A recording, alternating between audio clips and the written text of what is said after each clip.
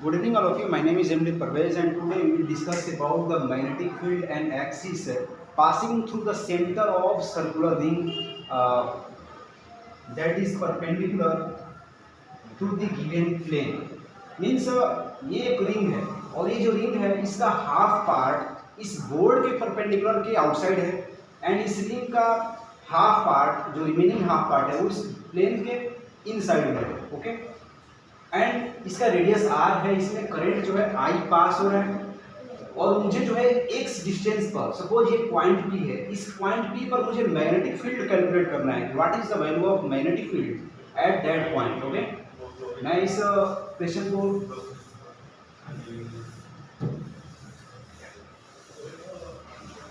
Move करता हूँ. Okay, now actually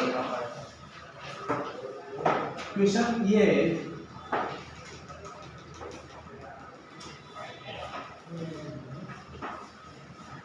ये रिंग है, इस रिंग का जो रेडियस है r है.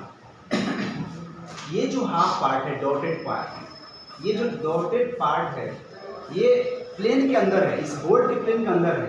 और ये जो डैश पार्ट है, ओके, ये जो प्लेन के बाहर है, मीन्स ऐसा है, ऐसा. ओके, अब देखिए इसमें सपोज करंट I फ्लो हो रहा है तो मुझे इससे x डिस्टेंस पर, सपोज ये डिस्टेंस x है. ओके, ये डिस्टेंस x है, मुझे सपोज ये पॉइंट P है. सो पॉइंट P पर मुझे magnetic field at point P मुझे कैलकुलेट करना है.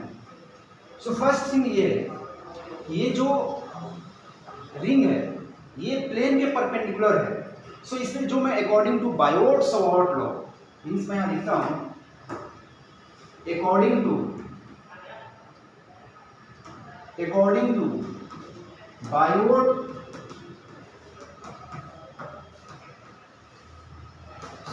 लॉ,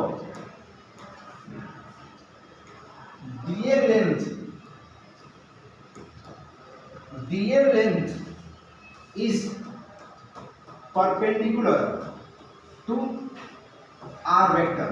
मीन्स बायोट-सावर्त लॉ क्या बोलता है कि suppose I have a random wire and current I passing through this wire.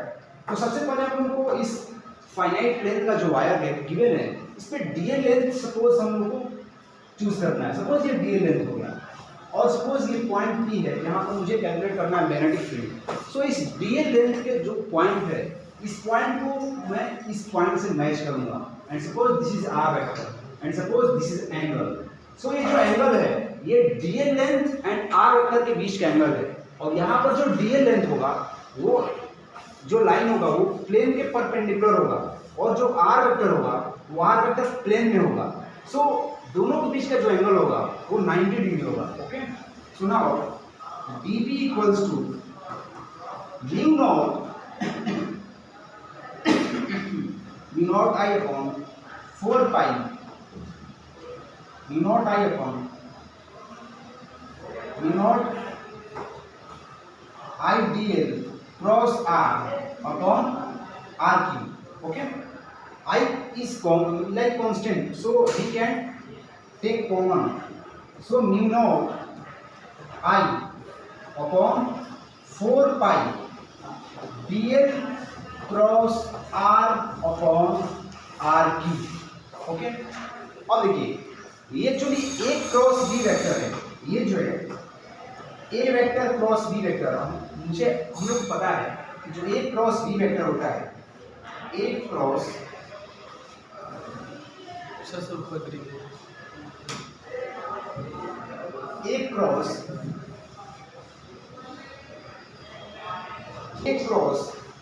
b vector जो होता है magnitude of a magnitude of b sine theta.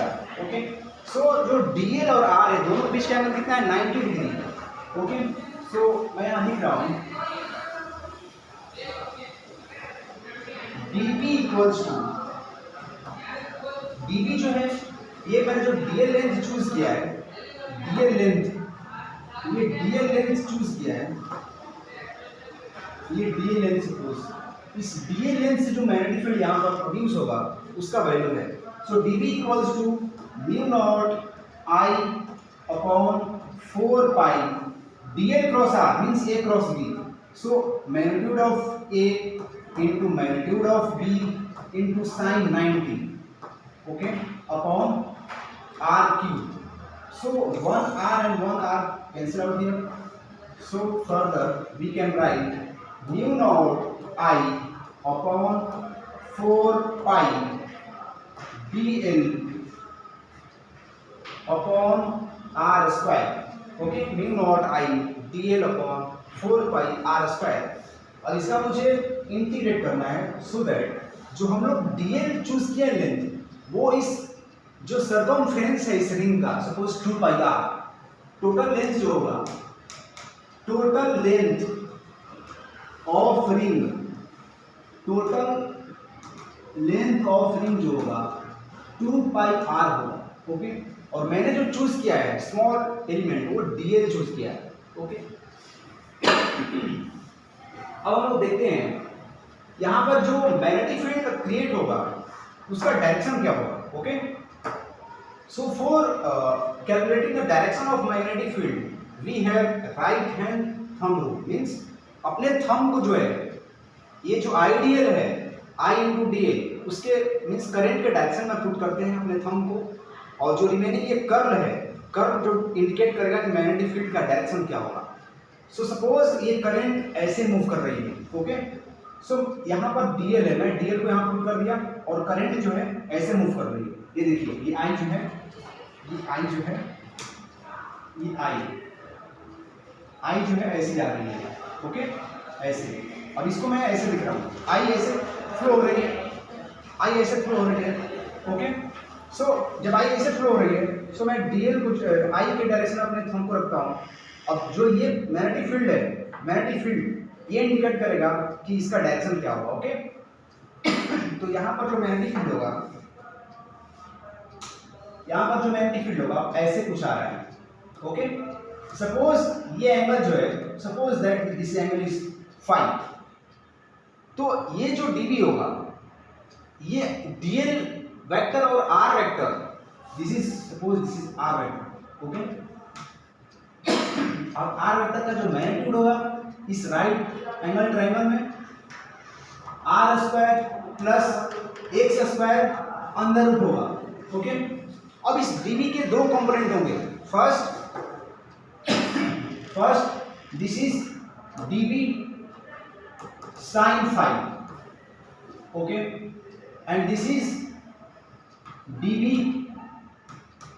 Cos 5. Okay, अब देखिए यहां पर मान लीजिए कि 5 है, तो 5 ये डीबी जो होगा इसके दो कंपोनेंट होंगे, dB sine 5, dB cos 5. Okay, now further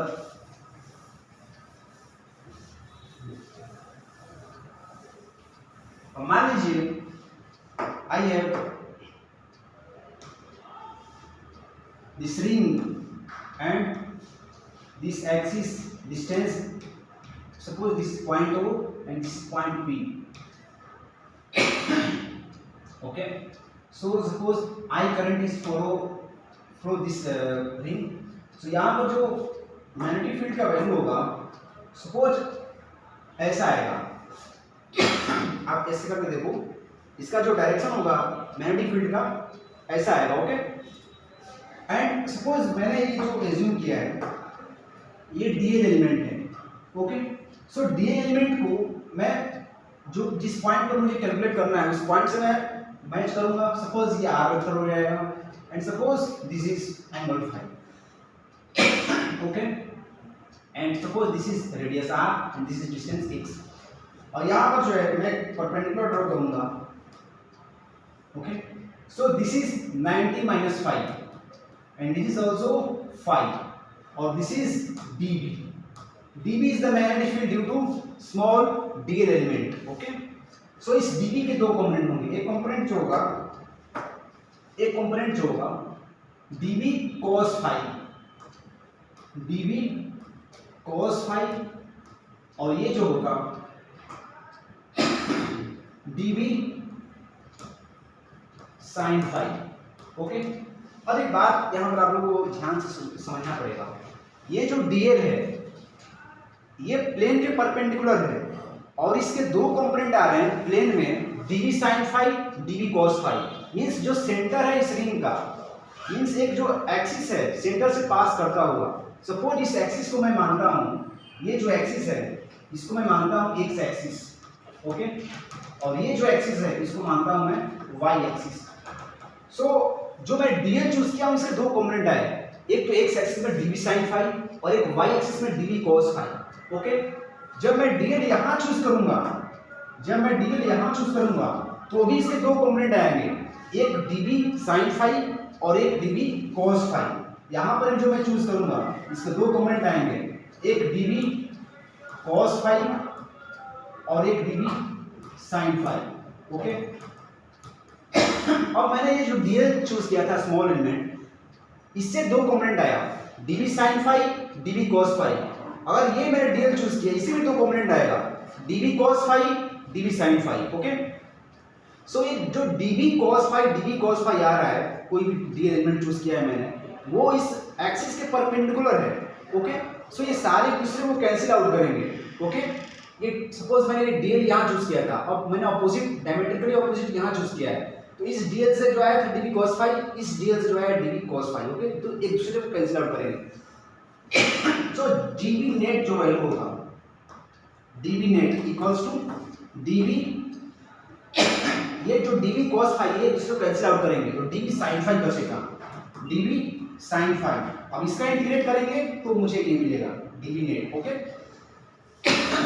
so finally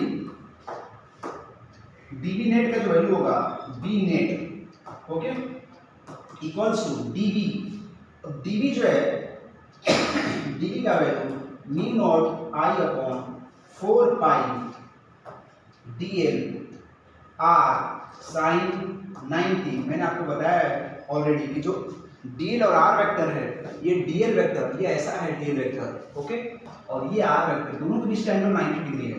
so ये वैल्यू sin 90 1 हो जाएगा। So finally b net equals to mu not I upon 4 pi, यहाँ r की होगा, सॉरी। सो ये r कैंसिल आउट तो r स्क्वायर बचेगा, mu not I upon 4 pi dl sin 90 हो जाएगा अपॉन r स्क्वायर। अब ये जो dl है, ये जो dl है ये इसी सर्कल का एक पार्ट है। जब ये सर्कल का पार्ट है dl, तो इसको इंटीग्रेट करूंगा, dl को मैं इंटीग्रेट करूंगा, r स्क्वायर तो कांस्टेंट है, r जो वैल्यू है वो कांस्टेंट है, ओके, बिकॉज ये जो r है ये r square plus x square अंदर रूट हो जाएगा पाइथागोरस थ्योरम से। सो फाइनली मैं लिखता हूं यहां पर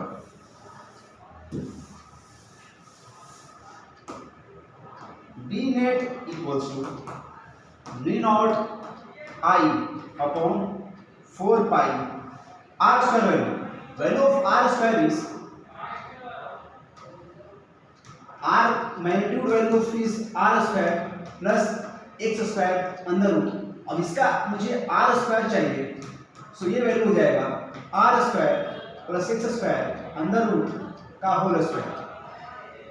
सो यहाँ पर मैं फाइनली लिखता हूँ r square value r square plus x square, ये अंडर रूट और ये स्क्वायर कैंसिल आउट हो जाएगा, okay, 4 pi and this is dl, value of dl। जब dl को इंटीग्रेट करूंगा तो मुझे क्या मिलेगा, circumference of this ring 2 pi r, okay. Now into, मैंने क्या बताया यहाँ पर जो है b नेट जो है ये b के दो component dv sin phi dv cos phi cancel out हो रहा है, dv sin phi रिमेनिंग होगा। सो यहाँ पर sin phi का वैल्यू क्या हो जाएगा, perpendicular upon hypotenuse. So perpendicular का वैल्यू r अपॉन